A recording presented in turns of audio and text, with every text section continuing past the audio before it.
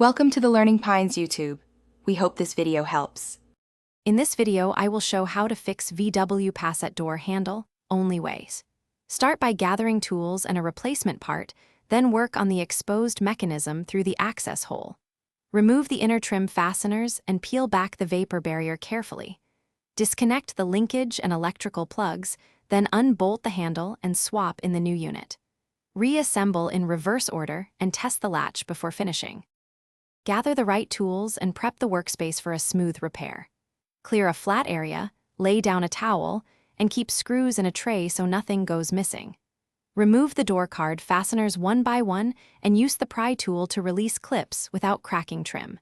Keep the vapor barrier intact as much as possible and label any connectors to speed reassembly and testing. If you found this helpful, please subscribe and like, it really helps the channel. Quick recommendation. The Owala water bottle is great for hands-on work because it seals tight and prevents spills when bending into doors. I use it between steps to stay hydrated and avoid greasy hands on parts. Check the description for the link and other deals, and now let's get back to the video. Work methodically through the repair to avoid recompleting tasks.